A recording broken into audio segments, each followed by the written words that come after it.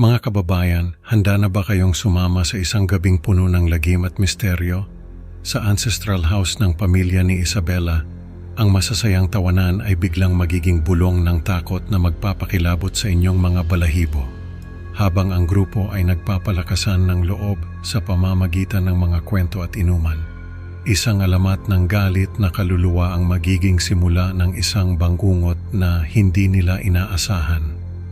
Makakaligtas kaya sila sa pagbangon ng isang nilalang na tigib ng hinanakit o mananatili ang kanilang mga sigaw sa dilim ng gabi? Tara na't alamin natin sa kwentong ito kung saan ang bawat hakbang ay maaaring huling yapak patungo sa katotohanang nakakubli sa ilalim ng buwan. Sa isang maaliwalas na hapon, nagtipon-tipon ang pamilya ni Isabela sa malawak na bakuran ng kanilang ancestral house para sa taunang family reunion. Ang mga tawanan at masasayang kwentuhan ay umaalingaw-ngaw sa paligid, nagbibigay buhay sa buong lugar. Ang saya ng bawat isa ay kitang-kita sa kanilang mga ngiti at halakhak. Matapos ang masaganang hapunan, nagpasya si Isabela at ang kanyang mga pinsang sina Carlo at Sofia na magpalipas ng gabi sa modernong bahay ni Carlo. May malaking flat-screen TV ito at iba't ibang gaming consoles na perfect sa kanilang trip. Habang naghihintay kay Marco, naglaro sila ng mga sikat na video games at nagpapalitan ng mga nakakatakot na urban legends. Ang kwarto ay tanging naiilawan lamang ng mga ilaw mula sa screen, at ang bawat tagay ng Red Horse at Tanduay ay nagpapalakas ng loob nila sa bawat kwento. Sa kalagitnaan ng kanilang kasiyahan, binanggit ni Sofia ang isang alamat ng babaeng niloko at nagdulot ng trahedya sa ilog malapit sa kanilang lugar. Ayon sa kwento, ito ang pinaniniwalaang pinagmulan ng isang mabalasik na multo. Ang kwentong ito ay nagdala ng kilabot sa kanilang mga puso, ngunit hindi nila alam na ito ang magiging simula ng isang gabi na hindi nila malilimutan. Habang tumatawa at nagkakasiyahan, nagsimula silang makarinig ng mga kaluskos at mahihinang bulong mula sa labas. Parang may aninong gumagalaw sa dilim ng gabi na nagbigay ng kakaibang kilabot sa kanilang mga damdamin. Pagdating ni Marco na may dalang karagdagang alak, binalewala niya ang mga kaluskos bilang natural lamang na ingay ng gabi. Hinamon niya ang grupo na patunayan ang kanilang katapangan sa pamamagitan ng pagtungo sa ilog.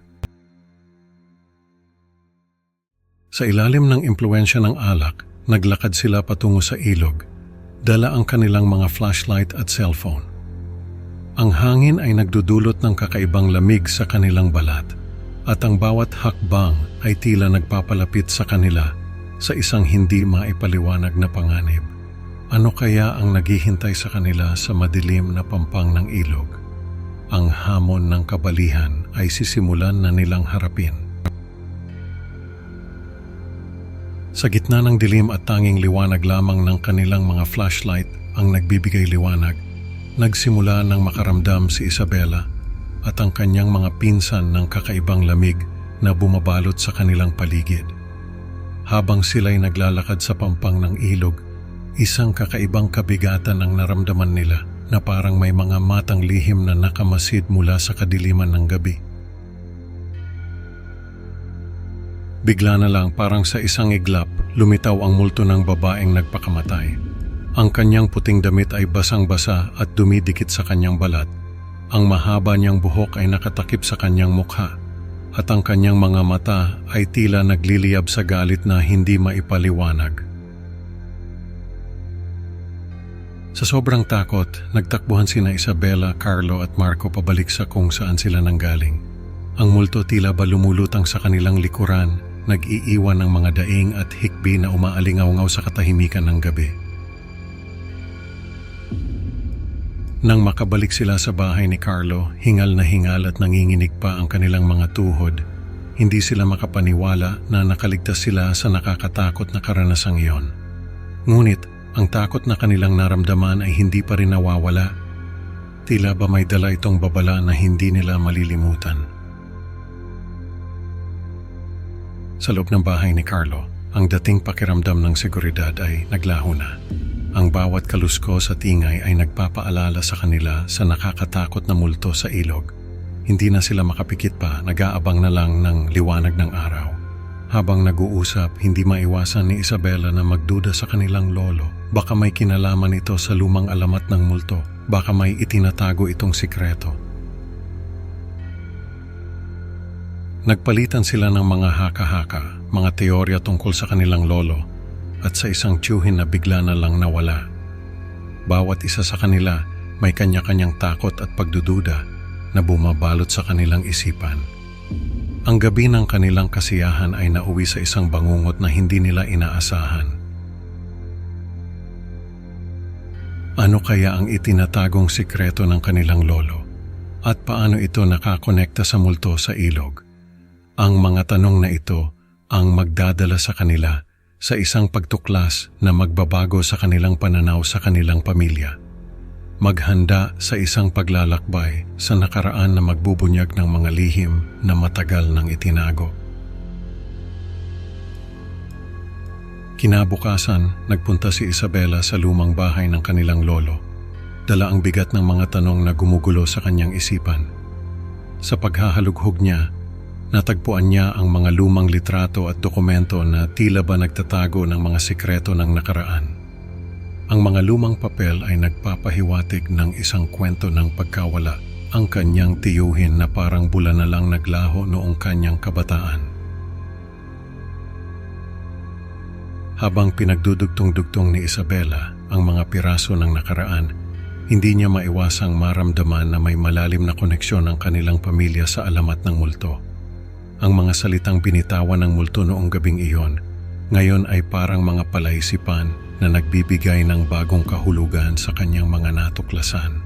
Nagsimula siyang magduda at ang kanyang puso ay napuno ng takot at pangamba sa mga maaaring itinago ng kanilang lolo. Napagdesisyonan ni Isabela na iwasan na ang ilog at baguhin ang kanyang pananaw sa kanilang lolo. Ang mga pangyayari sa gabing iyon ay hindi lamang na nag-iwan ng takot sa kanyang puso, kundi nagbukas din ito ng mga sugat sa kanyang isipan na tila hindi na maghihilom. Ang bawat alaala ay parang mga hiwaga na lalong nagpapalalim sa sugat ng kanyang puso. Mula noon, ni hindi na muling nagtangka si Isabela at ang kanyang mga pinsan na bumalik sa ilog. Ang alamat ng multo ay lalo pang naging kilabot sa kanilang lugar, at ang bawat bulong at kwento ay nagpapalakas sa takot ng mga tao.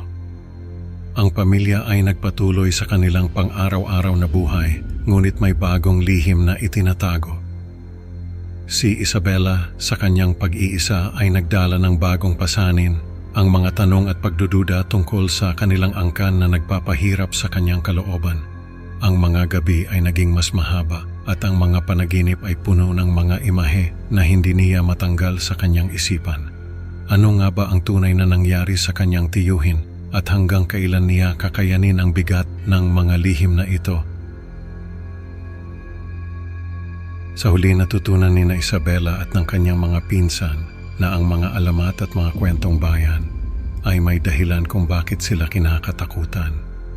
Mga kababayan, maraming salamat sa pakikinig. Huwag kalimutang mag-like at mag-subscribe sa Creepy Pinoy Stories para sa mas marami pang nakakakilabot na kwento. Excited na akong makasama kayo ulit sa susunod na upload. At tandaan, sa bawat anino sa dilim, baka may mata na sa iyo'y nakatitig. Mag-ingat at hanggang sa muli, mga ka-horror.